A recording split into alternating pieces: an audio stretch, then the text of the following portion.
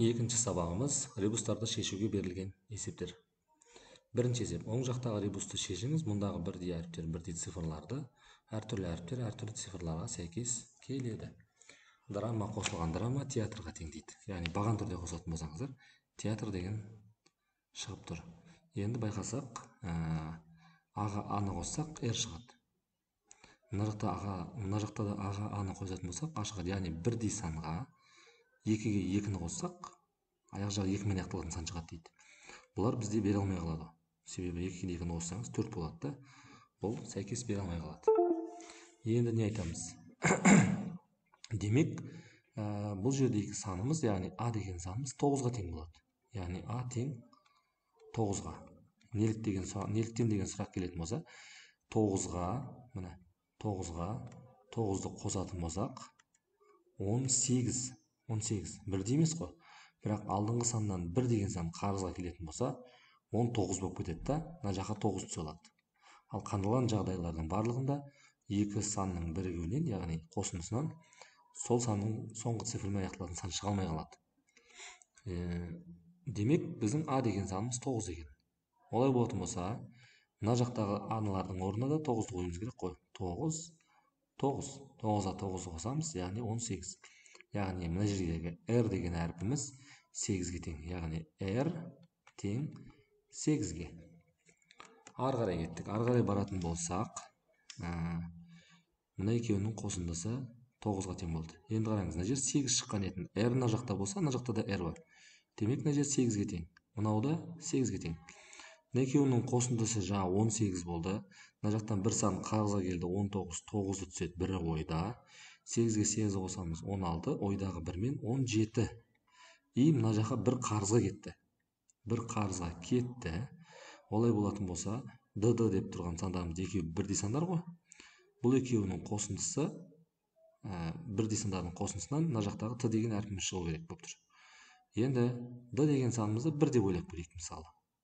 1 болса, онда мынау да 1 болады.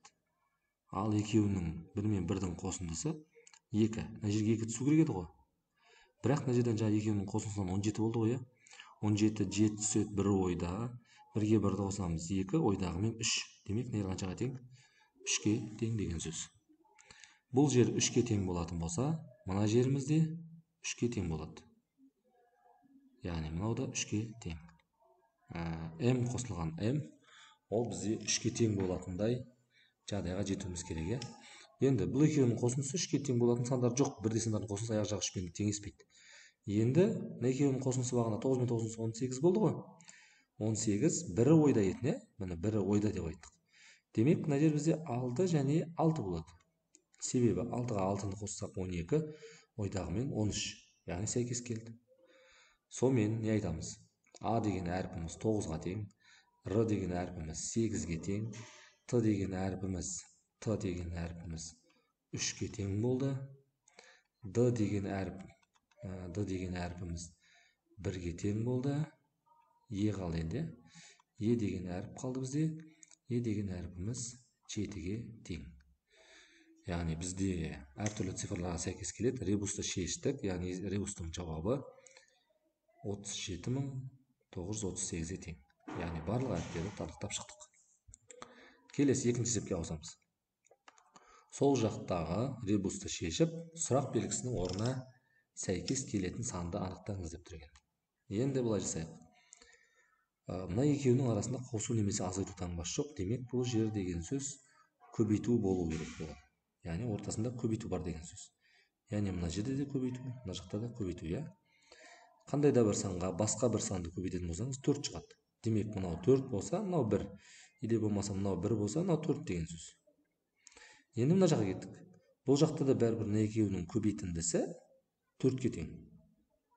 Демек, мына жерде қонжықты табу үшін, яғни қонжықты қ деп белгілеп қойсақ, қонжықты табу үшін, яғни теңдеу құратын болсақ, 10-ды бөлеміз мына екеуінің көбейтіндісі, яғни 4-ке. 10-ды 4-ке бөлу керек болып тұр. Сонда қонжық тең болады. 10-ды 4-ке бөлетін болсаңыздар, 2,10-нан жоқ, 2,4-тен 2 қалдық қалады, 2,4-тен 2 болады. яғни аралассақ айналдыратын болсақ 2/4-тен 2. Бұл жерде екеуі қысқарады, яғни қысқартатын болсаңыз не 1-ге тең, не қысқартатын болсаңыз 2-ге тең, яғни 2/2-ден 1-ге тең. Ал 2/2-ден 1 дегеніміз 2/5 деген сан. Демек жауабы 2/5 болады деген сөз. Келесі тапсырмаға ауысайық. Үшінші тапсырма: қосындысының ең үлкен мәнін есептеңіз. Бірдей әріптердің орнына бірдей цифрларды қою керек. Ал әртүрлі әріптердің орнына әртүрлі цифрларды қоюымыз қажет. Бос және молокосос деген, яғни біз бұл жерде қандай әріптер көбірек болып тұр? О, С, Л деген әріптер бар ғой. Екеуі баған түрде қосылатын белестер, яғни баған түрде қосатын болсақ, молокосос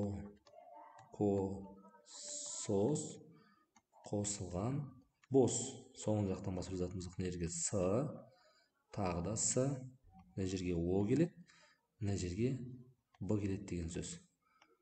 Міне осылай қосындыға тең болу керек бізде. Енді бізде не деп айтып тұр?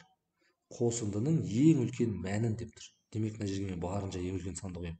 Яғни М деген әріпіміз 9 болу керек. Мына жерге 8-ді қоюым керек. Мына жерге 7-ні қоюым керек. Мына О деген әріпіміз қайталанады да қайтадан 8-дің өзі түседі деген сияқты болып келу керек болып тұр. Демек, ал енді астында дұрыстап жазайық. М деген әріпіміз 9, О деген әріпіміз 8, Л деген әріпіміз 7, О деген әріпіміз қайталанып 8 болады. К деген әріпіміз бізде қайталанған жоқ, демек оған орнына 6-ны қойсақ болады. О деген әріпіміз қайталанды, яғни О деген әріпіміз бағанан білеміз 8. Осының астына сәйкес келетін Б деген әріпке келетін басқа бір сан, ол 5 дейміз. Себебі мен кемір өтімен жазып келе жатырмын. 6 қолданып қойдық, енді 5. Енді О деген әріпі бар екен бұның жәнде. О деген әріпіміз қайттан біздің 8-іміз. Ал жоғарыда С деген әріп бізде осы уақытқа дейін кездескен жоқ. Демек 5-тен кейінгі келесі сан ол 4. Мына жердегі О деген әріпіміз қайталанды, яғни 8-дің өзі. С деген әріпіміз қазір ғана қайталанып тұр, яғни бұл жеріміз 4. Б, О, С. Демек С деген әріпіміз бізде жаңа 4 болған еді. 4 және 4.